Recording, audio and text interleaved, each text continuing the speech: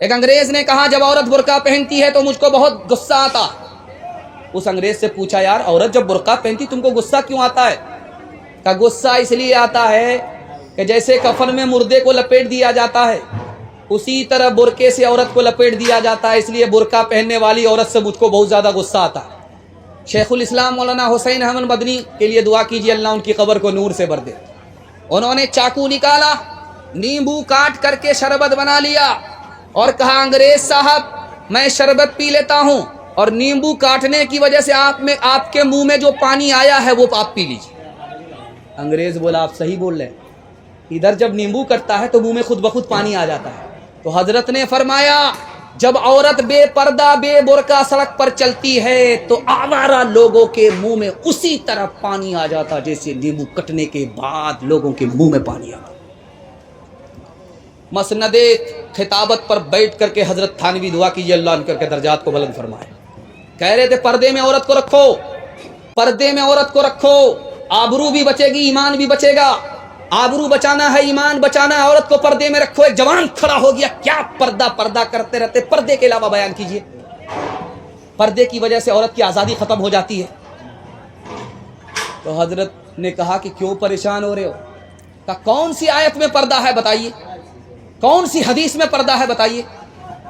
حضرت نے ترکی بترکی جواب دیا 2000 کا نوٹ سب سے نیچے کی جیب میں رکھتے ہو، 200 کا نوٹ بیچ کی جیب میں رکھتے ہو اور 10 کا نوٹ سب سے اوپر کی جیب میں رکھتے ہو۔ کون سی حدیث میں ہے، کون سی آیت میں ہے؟ دولت کی تو حفاظت کرتے ہو، عورت کی حفاظت کرنا نہیں جانتے۔ یاد رکھو دولت جائے گی واپس آ جائے گی، عورت کی آبرو جائے گی کبھی واپس آ جائے گی۔ یہی بغل میں اتر پردیش علی گڑھ ہے، یہاں پر ایک قانون آیا، سر سید احمد خان صاحب رحمۃ اللہ علیہ کے سامنے آئے۔ اس قانون میں کیا لکھا ہوا تھا کہ عورت جب پردے میں ہوتی ہے تو بیمار پڑ جاتی ہے، عورت جب پردے میں ہوتی ہے تو بزدل ہو جاتی ہے، بہادر نہیں رہتی، عورت جب پردے میں رہتی ہے تو دوسرے سے نیک گمان نہیں رہتی، بدگمان ہو جاتی، عورت جب پردے میں رہتی ہے تو اس کو ترقی نہیں ہوتی۔ سر سید احمد خان صاحب نے اس قانون کو لے کر کے پھاڑ دیا، تمہاری حکومت ہندوستان سے چلی گئی ہے، اگر عورت کو پردے میں نہیں رکھو گے جیسے حکومت چلی گئی عورت بھی تمہارے ہاتھ سے بے ہاتھ ہو جائے۔ ایک آدمی جب اس کی بیوی پردے کے ساتھ نکلتی تھی تو وہ کہتا تھا کہ میرا خون کھول جاتا ہے جب کوئی پردے کے ساتھ برقعے کے ساتھ عورت نکلتی، میرا خون کھول جاتا۔ اس نے کہا کہ برقعے کو جلا دو، پردے کو جلا دو، بغیر دوپٹے کے بغیر برقعے کے سڑک پر آزادی کے ساتھ گھومو پھرو۔ جب اس نے اپنی بیوی کو آزادی کے ساتھ گھومنے پھرنے کی اجازت دے دیا، اس کی بیوی کا کسی سے چکر ہو گیا، وہ بھاگ گئی۔ اب وہ آدمی رو کر کے پولیس اسٹیشن پر رپورٹ لکھا رہا ہے۔ اکبر الہ آبادی مرحوم نے لکھا، اس نے کیا لکھایا؟ جسم پر لباس کی کمی عجیب لگتی ہے، مجھے امیر باپ کی بیٹی غریب لگتی ہے، جس سے آنچل بھی نہیں سر کا سنبھالا جاتا، اس سے کیا خاک تیرے گھر کی حفاظت ہوگی۔ کیا گزری ایک پردہ کے مخالف رو رو کے پولیس سے کہتے تھے، کیا گزری ایک پردہ کے مخالف رو رو کے پولیس سے کہتے تھے، عورت بھی گئی زیور بھی گیا دولت بھی گئی عزت بھی گئی، عورت بھی گئی زیور بھی گیا دولت بھی گئی عزت بھی گئی۔ ڈی جے بج رہا تھا، ایک فاطمہ نام کی عورت ڈانس کر رہی تھی، اس پر ایک مصرع پڑھ رہی تھی، خدا جانے کہ قسمت میں ہماری کیا لکھا ہوگا۔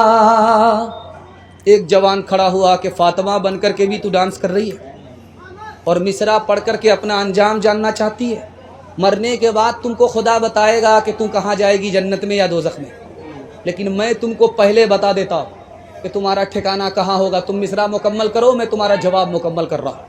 خدا جانے کہ قسمت میں ہماری کیا لکھا ہوگا. اس لڑکے نے جواب دیا, گلے میں طوق لعنت کا سواری کو گدھا ہوگا.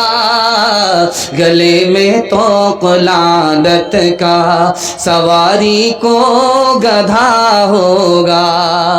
دنیا میں عورتوں کی کوئی عزت نہیں رہی, بھی فاطمہ سی اب کوئی عورت نہیں رہی. چپل ہے اونچ ہیل کی اور اونٹنی سی چال, ہونٹوں پہ لپسٹک لگا کہ کر رہی ہے لال. چپل ہے اونچ ہیل کی اور اونٹنی سی چال, ہونٹوں پہ لپسٹک لگا کہ کر رہی ہے لال. شوہر کے سامنے کوئی زینت نہیں رہی, بھی فاطمہ سی اب کوئی عورت نہیں رہی. پیغام ختم ہو گیا. آخری پیغام سننے کے لیے آپ لوگ تیار ہیں؟ ہاتھ اٹھائیے, وعدہ کیجئے انشاءاللہ عورت کو پیر کے ٹھوکروں میں رکھیں گے انشاءاللہ, تانا پانی سب بند ہو جائے. آخری پیغام ہے, سننے کے لیے آپ لوگ تیار ہیں؟ دھیان سے سنیے گا. 11 عورتیں بیٹھ کر کے اپنے اپنے شوہر کے بارے میں بتا رہی تھی. ایک عورت نے کہا, میرا شوہر شیر کی طرح آتا ہے, چیتے کی طرح جاتا ہے, انسان تھوڑا ہے, وہ تو جانور ہے, جانور. دوسری عورت بولی, میرا شوہر جب کھانے پر آتا ہے تو سب کچھ کھا جاتا ہے, جب پینے پر آتا ہے تو سب کچھ پی جاتا ہے, اتنا بڑا پیٹو ہے کہ پیٹ ہے کہ انڈیا گیٹ ہے.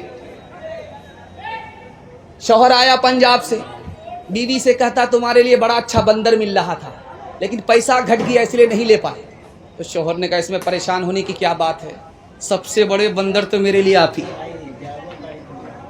پتھر چلا, شیشہ ٹوٹ گیا. ساس نکل کر کے آئی, شیشہ کیسے ٹوٹ گیا؟ بیٹا نکل کر کے آیا, تیری نالائق بہو نے پتھر مارا. اب بہو نکل کر کے آئی, مجھ کو نالائق مت کہو, میں نے شیشے پر پتھر نہیں چلایا تھا, تمہارے اوپر پتھر چلایا تھا. تم پتھر کھا لیتے شیشہ بچ جاتا. عورت عدالت میں رو بھی رہی ہے, ہنس بھی رہی. حاکم پریشان, کبھی ہنستی ہے کبھی روتی ہے. تو حاکم نے کہا کہ بڑی بے وقوف عورت ہو, تم کبھی روتی ہو کبھی ہنستی ہو, کیا وجہ ہے؟ کہا تم نے میرے شوہر کو 1 سال کی سزا سنائی اس لیے میں رونے لگی. جب تم نے میرے شوہر کو 3 سال کی سزا سنائی تو مجھے خوشی ہوئی کہ واہ, اب باپ سے بھیٹ ہو گئی. شوہر بیمار پڑ گیا, بیوی سے کہہ رہا جب میں مر جاؤں تو دوسری شادی کر لینا جلدی سے. تو بیوی بولتی ہے ضرور دال میں کالا ہے, کیوں دوسری شادی کرنے کے لیے بول رہے ہو؟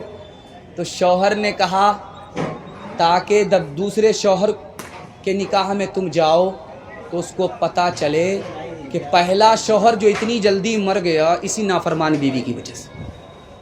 آخری مثال ہے, پیغام ختم کرنے کے لیے جا رہا ہوں, بہت دھیان سے اس کو سنیے گا. شوہر نہایت بدصورت آدمی ہے, ہونٹ موٹے موٹے کالا ہے, دانت باہر اور آنکھ بھی برابر نہیں, ایک آنکھ آدھا, ایک آنکھ ادھر ایک آنکھ ادھر, برابر بھی دیکھ بھی نہیں پاتا, اتنا بدصورت. اور بیوی چاند کی طرح خوبصورت.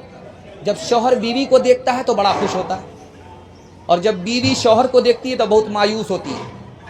بیوی نے داڑھی پکڑ کر کے شوہر سے کہا کہ تم بھی جنتی ہو میں بھی جنتی. تو شوہر نے کہا تم تو فرشتہ نہیں ہو, انجام تو تمہیں پتہ نہیں ہے, تمہیں کیسے پتہ چل گیا کہ میں بدصورت آدمی میں جنتی ہوں, اور تم میری بیوی خوبصورت ہو اور تم جنتی میں جاؤ گی.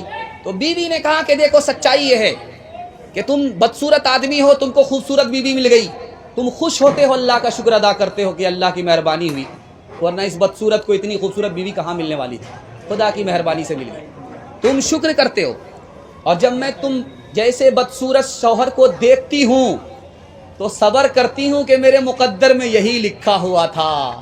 میں صبر کی وجہ سے جنت میں چلی جاؤں گی، تم شکر کی وجہ سے جنت میں چلے جاؤ گے۔ جنت میں دو ہی لوگ جائیں گے، یا شکر کی وجہ سے یا صبر کی وجہ سے۔ ہاتھ اٹھا کر کے وعدہ کیجئے کبھی جھگڑا میاں بیوی سے نہیں کریں گے، محبت سے جئیں گے دوست کی طرح۔ ہاتھ اٹھا دیجئے انشاءاللہ، بالکل صحیح جا رہا ہے۔ بہن سے زیادہ سالی پر مہربان ہوں گے، ہاتھ اٹھائیے انشاءاللہ۔